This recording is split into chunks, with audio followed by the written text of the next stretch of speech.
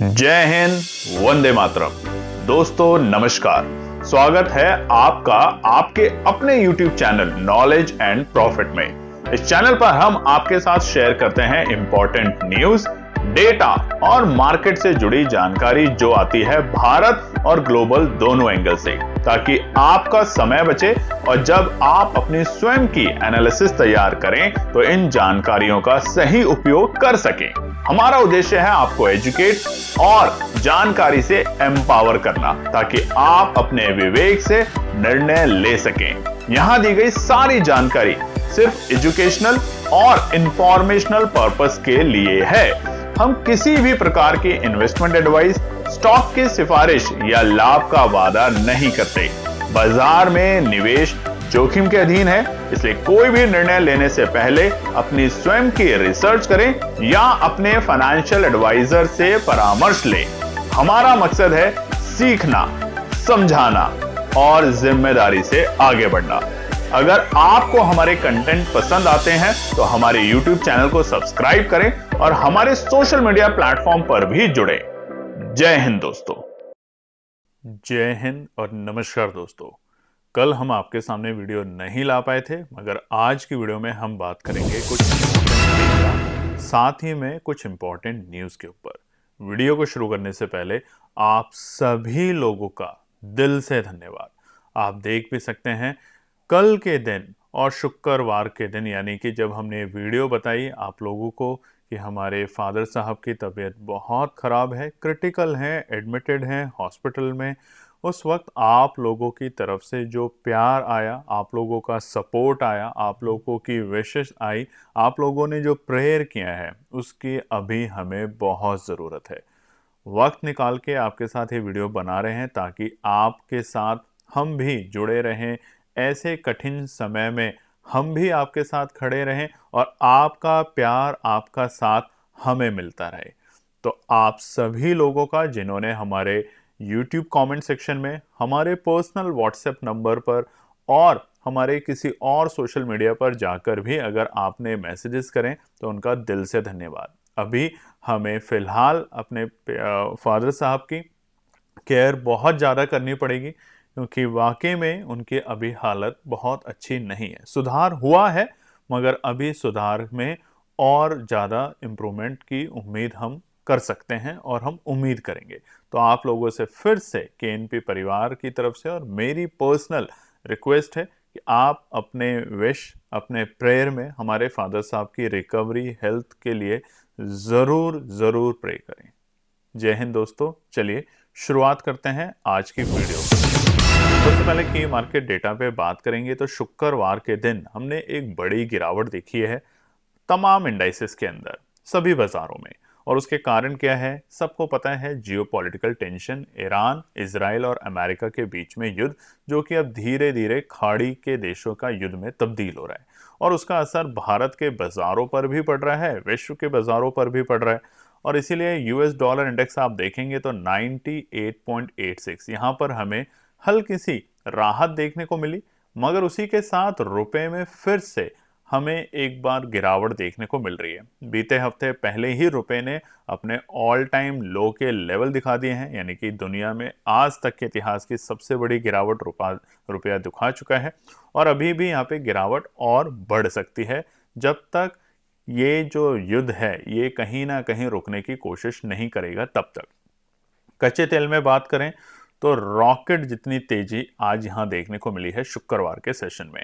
Crude oil 12.25%, आप देखेंगे तो 8-9% से भी ज्यादा तेज, 12.25% की तेजी के साथ क्रूड पहुंच चुका है 90.90, यानी कि अभी कुछ महीने पहले जहां पर हम 55-60 के जो रेट देखते थे वहां से 90, और अभी भी जो एक्सपर्ट्स हैं जिसके बारे में हम आगे बात करेंगे, ये रेट और भी बढ़कर निकल सकते हैं। वहीं पर ब्रेंट में हमने यहाँ पर भी एक शानदार और बड़ी तेजी देखी है 8.52 की, और उसकी वजह से पहुंच चुका है 92.70। उसी के साथ निफ्टी विक्स में भी फिर से वॉलेटिलिटी बहुत है इस वक्त। ऊपरी सर पे हमें दबाव देखने को मिल रहा है और नीचे के सर पे खरीदारी, इसीलिए निफ्टी विक्स काफी बढ़ा 11.25% की तेजी के साथ 19.88, यानी कि बाजार काफी वॉलेटाइल है। अब वो लोग जो निफ्टी विक्स को अभी कुछ महीने पहले ही जनवरी में 9 और 10 के भाव पे देख रहे थे, अब उनके लिए जवाब है जो कहते थे कि निफ्टी विक्स कभी 20-22 नहीं आएगा। अब आप देख सकते हैं ये जो वॉलेटिलिटी होती है ये हमेशा बाजार में कभी भी आ सकती है, इस बात का ध्यान रखें। सोने चांदी में हल्की सी तेजी फिर से हमें देखने को मिली है। अभी भी फिलहाल चांदी 3 लाख के नीचे है, मगर जिस तरीके के युद्ध के आसार दिख रहे हैं और अगर ये युद्ध नहीं रुकता तो ये 3 लाख को भी पार करने में पूरी कोशिश कर देगा। उसी के साथ बढ़ते हुए शेयरों की संख्या अगर शुक्रवार के सेशन में बात करें तो 1315, उसी के मुकाबले गिरते हुए शेयर रहे 1872। बात करते हैं एफआईआई और डीआईआई के नंबर। तो पूरे हफ्ते आप देखेंगे, बीता हफ्ता वैसे भी 4 दिन का ही था, एक दिन हमारा होली सेशन था, और बीते हफ्ते यानी कि 28 तारीख के बाद जैसे ही यूएस और इजराइल ने जॉइंट ऑपरेशन करके ईरान पे अटैक किया, उसके बाद से लगातार हमें दबाव देखने को मिल रहा है भारतीय बाजारों में और विश्व के तमाम बाजारों में भी। उसी के साथ अगर आप देखेंगे यहाँ पर तो पूरे हफ्ते जो गिरावट आ रही है एफआईआई की बिकवाली के नंबर, वो रुकने का नाम नहीं ले रहे हैं। और शुक्रवार को स्पेशली वीकेंड से पहले हमें बाजार में दबाव और देखने को मिलता है। तकरीबन 3 बजे 2:30 बजे के आसपास में सेलिंग प्रेशर आता है, क्योंकि कोई भी इस वक्त पोजीशन को कैरी फॉरवर्ड नहीं करना चाहता वीकेंड पे, स्पेशली क्योंकि डर का माहौल ऐसा है कि पता नहीं वीकेंड पे क्या और बड़ी घोषणा अमेरिका या इजराइल कर सकते हैं। और उसी के तहत शुक्रवार के दिन 6000 करोड़ की बड़ी बिकवाली हमें देखने को मिली है एफआईआई की तरफ से। और वहीं पे घरेलू निवेशक लगातार खरीदारी का माहौल बना रहे हैं, खरीदारी कर भी रहे हैं। हम इसके ऊपर एक वीडियो आपके लिए लेकर आएंगे और कुछ टाइम में, क्योंकि अभी मैं स्पेशली अभी तैयार नहीं हूँ। जो मेरा प्रेजेंस ऑफ माइंड है वो थोड़ा सा अभी डाइवर्टेड है, आप समझ सकते हैं।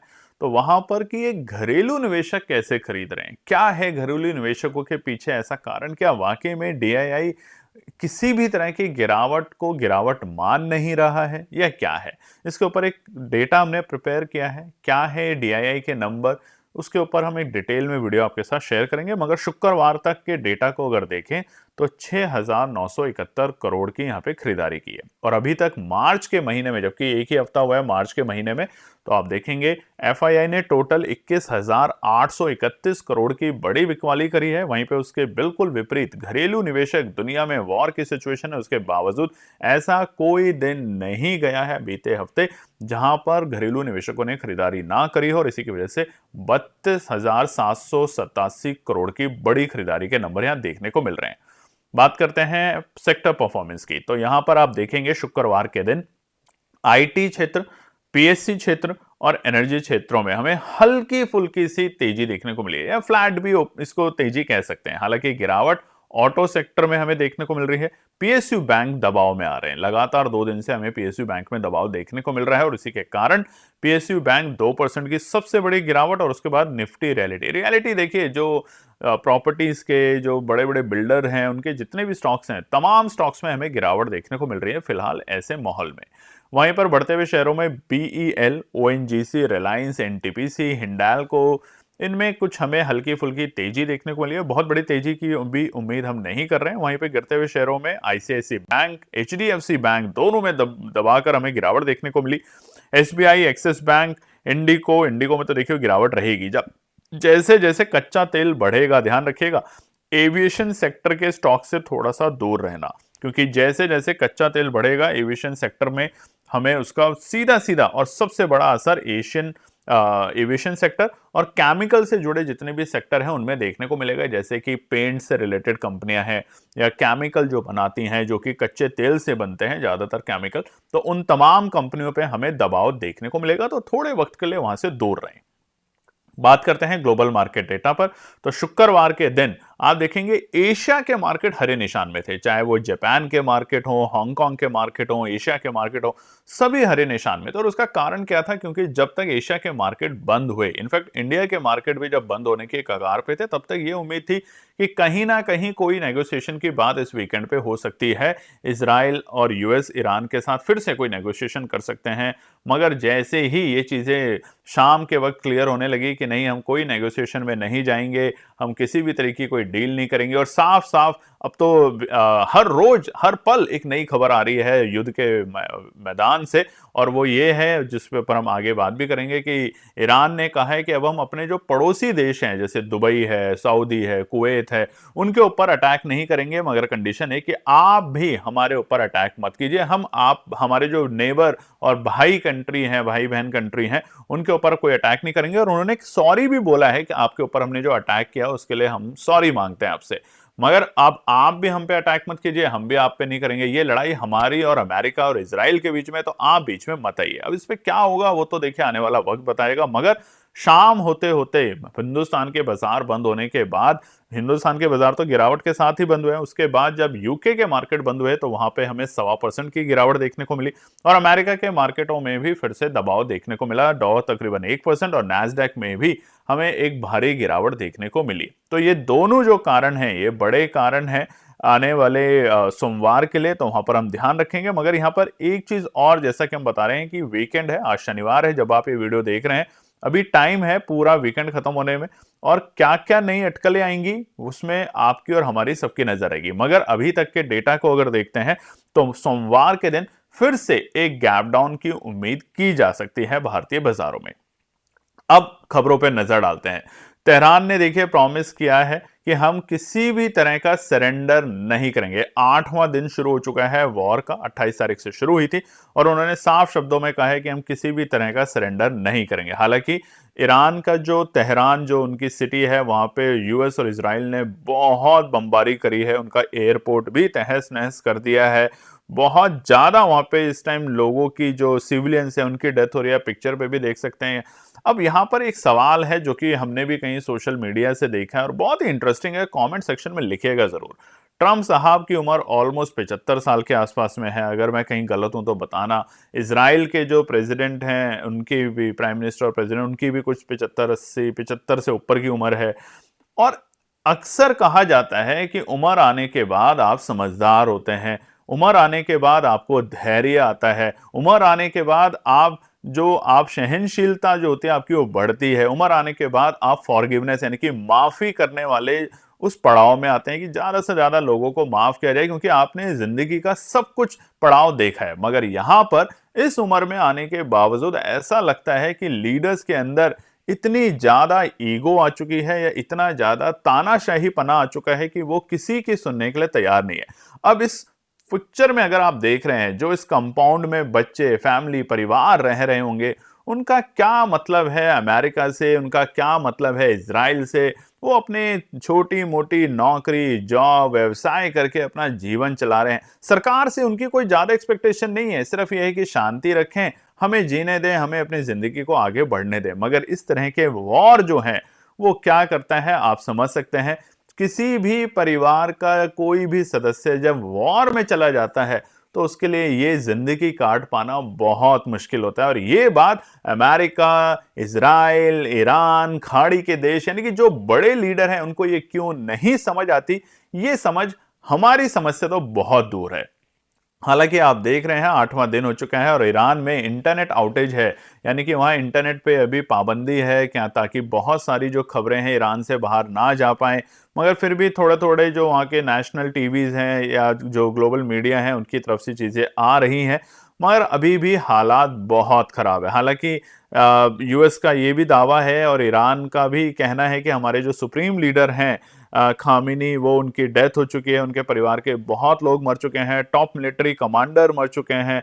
मगर फिर भी क्या चाहता है अमेरिका, क्या चाहता है इजराइल, पता नहीं। तो मगर उसकी वजह से पूरा विश्व एक संकट में आता जा रहा है, ये तो पक्की बात है। जिस तरीके से महंगाई बढ़ेगी, जिस तरीके से चीजों में बदलाव होगा, भगवान ही भरोसे है। आप देखेंगे कच्चा तेल जो ऑयल प्राइस है बीते 2 साल के हाईज पे आ चुका है। कतर वॉर्न कर चुका है गल्फ प्रोडक्शन को लेके कि कभी भी बंद हो सकती है।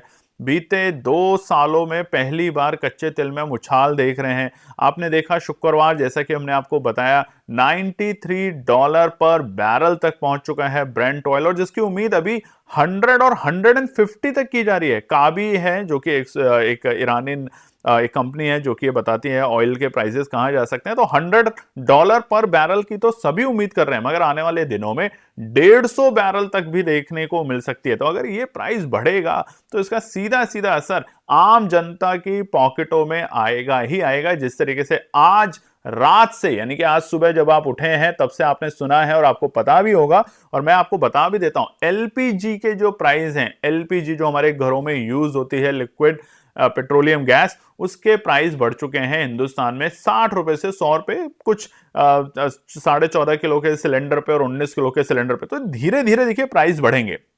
हालांकि इस वक्त भारत सरकार का कहना है कि जो हमारे देश में जो पेट्रोल और डीजल है उसके प्राइस नहीं बढ़ेंगे। Fuel price was not rise, don't panic, panic ना करें। मगर ये बात तो कुछ दिन पहले और भी चीजों में कही गई थी, मगर अब आपने देखा रातों रात हमारा जो गैस है उसका प्राइस बढ़ गया। अगर रातों रात सरकार पेट्रोल और डीजल के भी रेट बढ़ा देगी तो आप क्या कर सकते हैं। और वो ऑफ कोर्स ऐसा नहीं होगा कि अगर 100 रुपए पेट्रोल का भाव है, मुझे नहीं पता किस शहर में क्या है, उदाहरण के तौर पे अगर 100 रुपए पेट्रोल का भाव है और अगर सरकार उसको 104 कर देगी तो क्या आप सरकार के खिलाफ लड़ने जाएंगे या पेट्रोल नहीं भरेंगे? आपकी जरूरत है, आपको करना पड़ेगा। और अगर पेट्रोल डीजल के भाव बढ़ते हैं तो जैसा हम हमेशा आपको बताते हैं, महंगाई बढ़ेगी एकदम से, क्योंकि ट्रांसपोर्टेशन जो है, जो ट्रक व्यापारी हैं, जो ट्रकों का बिजनेस करते हैं, सामानों को लाने ले जाने में जो अभी कॉस्ट आती थी अगर 100 रुपए, तो वो बढ़ के 110 रुपए आ जाएगी और 10 रुपए आपकी ही जेब से निकलने वाला है। जो प्याज आलू आप 10-5 रुपए किलो में खरीदते हैं वो अचानक से आपको 50-50 रुपए किलो होते हुए देखने को मिलेगा। तो महंगाई होने वाली है, सावधान रखें, कुछ स्टॉक अपने पास जरूर रखें, अननेसेसरी स्टॉक ना करें, मगर कुछ स्टॉक, जरूरत का स्टॉक ऐसे वक्त में हमेशा अपने पास रखें, कम से कम 1 से 2 महीने का। तो ये बात पे ध्यान रखिएगा। वॉर है, कब खत्म होगी पता नहीं। और यहां पर अमेरिका देखिए, वही अमेरिका जो कह रहा था कि इंडिया रशिया से ऑयल लेगा तो मैं उसके ऊपर सैंक्शन लगा दिया था, 25 से 50% कर दिया था, आज वही अमेरिका कह रहा है कि ठीक है आप रशिया से ऑयल ले लीजिए क्योंकि खाड़ी देशों में युद्ध चल रहा है और उससे आप ले लीजिए। इसके पीछे कई सारे पॉलिटिकल डिप्लोमेटिक कारण है जिसकी वजह से ऐसे बयानबाजी और ऐसे भाषणबाजी दी जाती है। अब आपको एक बात बता देते हैं, बाजार गिर रहा है, इसमें कोई डाउट नहीं है। आप देखेंगे बाजार की गिरावट में क्या कमाई का मौका है। अब हमने आपके सामने एक डेटा निकाला है और आप देखेंगे जब भी बाजार गिरा है जियोपॉलिटिकल टेंशन की वजह से, वॉर की वजह से, तो हमेशा बाजार में एक बहुत बड़ा मूव आया है, बाजार में युद्ध रुकते ही। अब आप देखेंगे कारगिल वॉर जब हुआ था 1999 में, तो तकरीबन बाजार में 11% की करेक्शन आई थी, 11% की करेक्शन। अभी फिलहाल नहीं आई है, आज हम ये भी आपको दिखाएंगे जो लोग सोच रहे हैं बाजार में करेक्शन आ गई है। वॉर कब से डिक्लेयर हुआ है? 28 फरवरी से। ध्यान रखिएगा, 1 जनवरी से नहीं हुआ कि आप सोचेंगे 1 जनवरी से वॉर डिक्लेयर हो गया था, कि या फिर फरवरी के जिस दिन ट्रंप साहब ने अनाउंसमेंट करी थी, टैरिफ रिड्यूस कर दिया, उस दिन हमने ऑल टाइम हाई बना दिया था, वहां से बाजार गिरा है। नहीं, वो ऑल टाइम हाई है, मगर वॉर जब डिक्लेयर हुआ है वो है 28 फरवरी से। तो वहां से बाजार एक हफ्ते में कितना गिरा है उस पर भी बात करेंगे, मगर जब भी बाजार गिरा है तो कितनी तेजी से रिकवर हुआ है। 11% गिरा था कारगिल के वॉर के वक्त, आप देखेंगे डेटा पे, और उसके बाद बाजार ने 1 महीने के अंदर जो रिटर्न दिया युद्ध रुकने के बाद वो था 17%। उतनी से भी ज्यादा तेजी से बाजार रिकवर हुए। 3 महीने के बाद था 33% का रिटर्न, और ठीक 6 महीने के बाद बाजार था 40% की तेजी पे। ऐसा ही वर्ल्ड ट्रेड सेंटर जब अटैक हुआ था, दुनिया पूरी हिल गई थी 2001 11 सितंबर के दिन, तब बाजार में गिरावट आई थी। दुनिया के बाजारों में ऑलमोस्ट 18% की गिरावट, ये भारतीय बाजारों की हम यहां पे बात कर रहे हैं, 18% की गिरावट। और उसके बाद 1 महीने बाद ये रिटर्न था तकरीबन 18% वापस से, 3 महीने बाद 35% और 6 महीने बाद 45% की ग्रोथ बाजार दिखा चुका था। 26/11 के अटैक में 3% बाजार गिरा था, 20%, 24% और 36% की हमने यहां पे रिकवरी देखी थी मात्र 6 महीने के अंदर। रशियन यूक्रेन कॉन्फ्लिक्ट जब हुआ था तो 11% यहां भी बाजार गिरा था, 24 फरवरी 2022 के दिन, जब पहली बार रशिया और यूक्रेन ने आमने सामने आके लड़ाई करी थी। और उसके बाद हम 23%, 7%, 19 और 25% की हमने वहां से तेजी देखी है। रशियन यूक्रेन कॉन्फ्लिक्ट के बाद ही भारतीय बाजारों ने ऑल टाइम हाई के लेवल बनाए हैं, ध्यान रखिएगा ये बात। इसी तरीके से अभी ईरान, इजराइल और यूएस कॉन्फ्लिक्ट में 5% तक की गिरावट हम देख चुके हैं ऊपरी स्तर से। अगर हम बात करें ऑल टाइम हाई के लेवल से, तो वहां से अब कितनी रुकावट और कितनी तेजी होगी वो आप समझ सकते हैं, मगर ये कंडीशन तभी है जब युद्ध जल्द से जल्द रुकने की स्थिति में आता है। तो ये बात का ध्यान रखेंगे। बाजार में डेटा को लेकर काम कीजिए, एनालिसिस कीजिए, ये आपके डर को कम करने की कोशिश करेगी। अब बात कर लेते हैं निफ्टी, बैंक निफ्टी, सेंसेक्स के लिए शुक्रवार को जो हमने रेजिस्टेंस और सपोर्ट शेयर किए थे, उसमें आप देखेंगे रेजिस्टेंस था 25,520, 25,600 और 24,720 के लेवल। और जो डे हाई का लेवल था बाजार के अंदर, शुक्रवार के अंदर बाजार देखिए सुस्त था और गिरावट भी दिखी हमें वहां पे, मगर निफ्टी के अंदर जो डे हाई का लेवल था 25,700 का लेवल था। तो हमारे रेजिस्टेंस 3 जो थे वो बहुत ही परफेक्टली तरीके से उसने काम किया।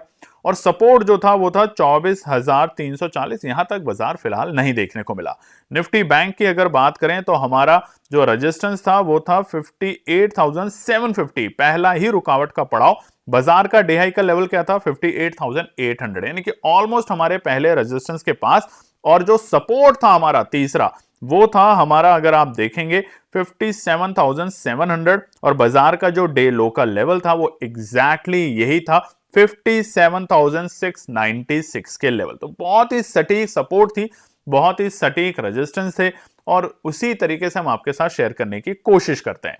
अब जो लोग डराने की कोशिश कर रहे हैं, वीकली टाइम फ्रेम पर देख लेते हैं। निफ्टी में बीते हफ्ते जब से वॉर डिक्लेयर हुआ है 28 फरवरी, याद रखिएगा, उसके बाद से निफ्टी में हमें पूरे सोमवार को जब बाजार खुला था बीते हफ्ते, और उसके बाद शुक्रवार को जो बाजार बंद हुआ है, ये दोनों लेवल आपके सामने है 25,659 और 25,450, तकरीबन 209 पॉइंट निफ्टी गिरा है, 1% की गिरावट। हाँ, गिरावट हमें निफ्टी बैंक में देखने को मिल रही है, क्योंकि कच्चे तेल में जिस तरीके से उछाल हो रहा है वो बैंकिंग क्षेत्र के लिए नेगेटिव साबित होता है, और वहां पर हमें 1421 पॉइंट यानी कि तकरीबन 2.5% की गिरावट देखने को मिल रही है।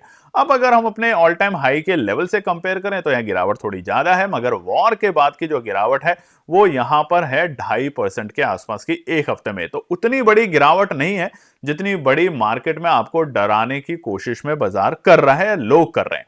अब निफ्टी का चार्ट देख लेते हैं। देखिए, रेजिस्टेंस और सपोर्ट कल की वीडियो में बनाएंगे आपके साथ। आपसे एक ही उम्मीद है और एक ही रिक्वेस्ट है, और हम जानते हैं आप ये कर रहे हैं हमारे लिए, इसीलिए जो हेल्थ है, जो ऑलमोस्ट डॉक्टर ने ये कहा था कि इम्पॉसिबल सिचुएशन है, वहां से हेल्थ इंप्रूव हुई है दोस्तों, आप लोगों के प्यार, आप लोगों की प्रेयर, आप लोगों की विशेस की वजह से, और वो आ चुकी है तकरीबन 30% तक रिकवरी पे, जो 0% पे थी। यकीन मानिए, जब हम हॉस्पिटल पहुंचे और डॉक्टर ने बोला कि इम्पॉसिबल, वहां पर हमारी उम्मीद थी, और हम आपसे, ऊपर वाले से सबसे दुआएं मांगी कि ये चीज अगर होती है तो बहुत हमारे लिए सुकून होगा, क्योंकि पिता का साया बहुत जरूरी है।